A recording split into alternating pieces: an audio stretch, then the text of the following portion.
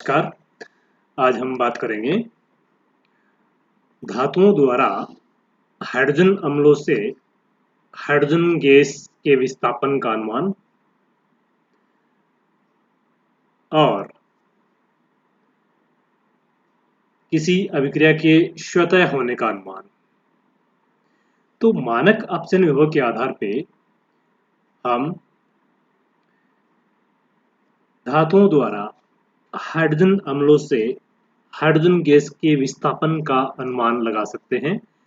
इसी प्रकार किसी अभिक्रिया के स्वतः होने का अनुमान लगा सकते हैं।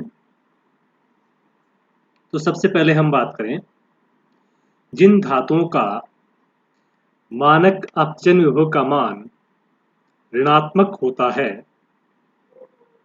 वे हाइड्रोजन अम्लों से हाइड्रोजन गैस रिलीज करते हैं, मुक्त करते हैं।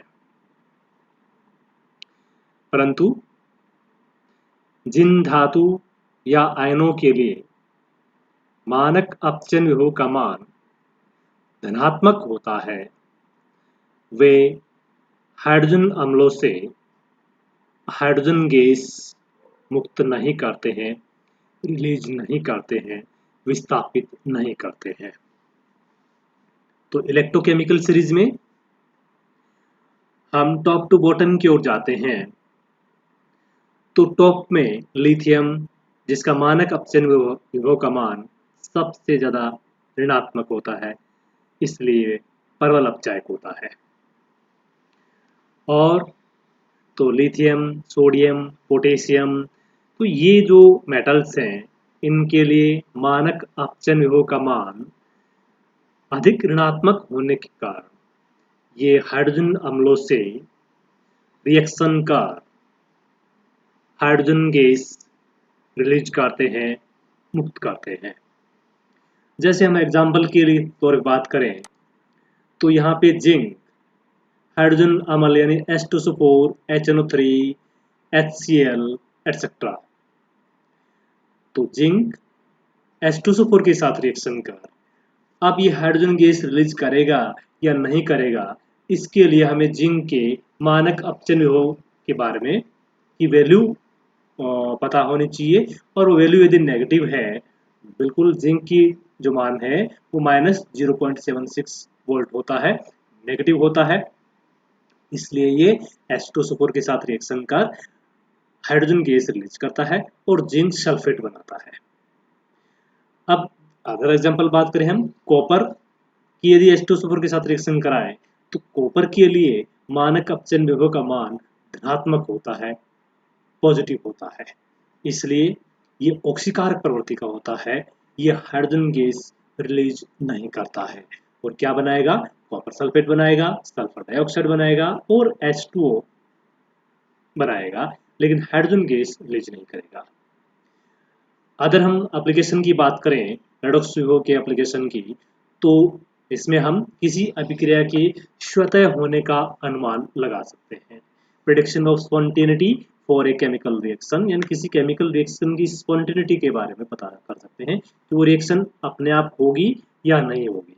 तो इसके लिए हमें क्या करना है, जो रिएक्टेंट है उनके मानक अपचयन विभव को सम कर देना है, जोड़ कर देना है। यदि प्लस करने के बाद ओवरऑल जो रेडॉक्स विभव का मान है वो धनात्मक आता है तो अभिक्रिया स्वतः संपन्न होगी, और यदि ओवरऑल अभिक्रिया के लिए रेडॉक्स विभव का मान ऋणात्मक आता है तो वह अभिक्रिया संपन्न नहीं होगी। जैसे एक रिएक्शन की हम बात करें, यहाँ पे कोबाल्ट +2 टिन के साथ रिएक्शन करता है, तो ये रिएक्शन होगी या नहीं होगी, ये इस कॉपर और टिन दोनों के मानक अपचयन विभव को प्लस करने पर, दोनों का योग करने पर जो रिजल्टेंट आता है वो माइनस में है या प्लस में है। यदि माइनस में है तो रिएक्शन नहीं होगी और यदि प्लस में है तो रिएक्शन होगी। तो यहाँ पे कोबाल्ट के लिए E0 का मान -0.28 वोल्ट और टिन के लिए +0.14, दोनों को यदि हम प्लस करते हैं तो यहाँ पे इस रिएक्शन के लिए, तो ये -0.14 वोल्ट आता है। यानी ओवरऑल जो E0 का मान जो है वो माइनस में होने के कारण ये अभिक्रिया संपन्न नहीं होती है, स्पॉन्टेनियस नहीं होती है। अब नेक्स्ट एग्जांपल की बात करें, जैसे निकल और कॉपर +2।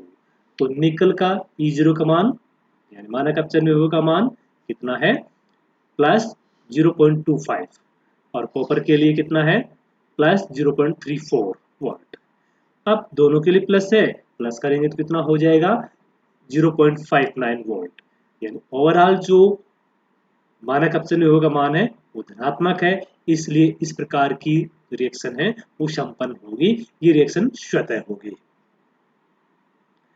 अब एक और क्वेश्चन के बारे में डिस्कस करें यहाँ पे कि जलीय विलयन में कॉपर प्लस आयन का असमानुपातन होगा या नहीं होगा। अब ये असमानुपातन होगा या नहीं होगा, तो असमानुपातन किसे कहते हैं, जब कोई मेटल आयन, कोई स्पीसीज ऐसे साम्य अवस्था में पाया जाए जिसमें एक ऑक्सीजन अवस्था अधिक वाली और एक दूसरे मूल ऑक्सीजन अवस्था से कम वाली हो। तो यहाँ पे ये यानी जिसमें ऑक्सीकरण और अपचयन दोनों हो रहा हो, यहाँ पे ये ऑक्सीडाइज हो रही है और यहाँ पे ये अपचित हो रहा है, तो ऑक्सीकरण और अपचयन दोनों होता है, असमानुपातन कहलाता है। अब असमानुपातन हुआ, कॉपर +1 का असमानुपातन हुआ कॉपर +2 और कॉपर बना। कॉपर +2 कैसे बना, जब इलेक्ट्रॉन इसे दे दिया, यानी ये इसका ऑक्सीडेशन हो गया, और इसके लिए E0 का मान कितना है, -0.15 वोल्ट। और कॉपर +1 है वो कॉपर में अपचित होता है, तो इसमें मानक अपचन विभव का मान +0.5। ओवरऑल हम इसको देखें तो ये कितना है, +0.52, तो दोनों को हमने इसको प्लस किया तो ये कितना हुआ, माइनस इसमें से कम कर दिया तो रिजल्ट जो आया वो 0.37 वोल्ट। यानी ओवरऑल जो वैल्यू है वो प्लस है, धनात्मक है, तो ये रिएक्शन होगी, स्वतः होगी। तो इसलिए जलीय विलयन में कॉपर +1 आयनों का प्लस आयनों का असमानुपातन होगा। अब इसी प्रकार से हम H2O और H2O2 के स्थायित्व की तुलना कर सकते हैं। जैसे बाएं से दाएं की ओर जाने पर इलेक्ट्रोड विभव के मानों में वृद्धि हो रही है। यहाँ पे देखिए ऑक्सीजन के लिए इतना, H2O2 के लिए इतना और H2O के लिए इतना, तो वृद्धि हो रही है। तो असमानुपातन में H2O की तुलना में H2O2 अस्थायी होता है। अब रेडॉक्स विभव से प्रयोगशाला में अभिक्रिया की रिएक्शन संभावना है या नहीं है, यानी रिएक्शन प्रयोगशाला में बनाई जा सकती है या नहीं बनाई जा सकती, इसके बारे में। तो जिन के लिए रेडॉक्स विभव का मान अधिक ऋणात्मक होता है वो वाली रिएक्शन के लिए हाफ सेल यानी इलेक्ट्रोड है वो लेफ्ट साइड में होगा, चाय के रूप में होगा, और जिनके लिए उच्च धनात्मक रेडॉक्स विभव बनाता है उसके लिए E0 जो है राइट साइड यानी ऑक्सीकारक के रूप में होगा। तो इस प्रकार हम रेडॉक्स विभव के आधार पे कोई रिएक्शन स्वतः होगी या नहीं होगी, कोई मेटल या मेटल आयन हाइड्रोजन रिलीज करेगा या नहीं करेगा, इसका अनुमान लगा सकते हैं। Thank you.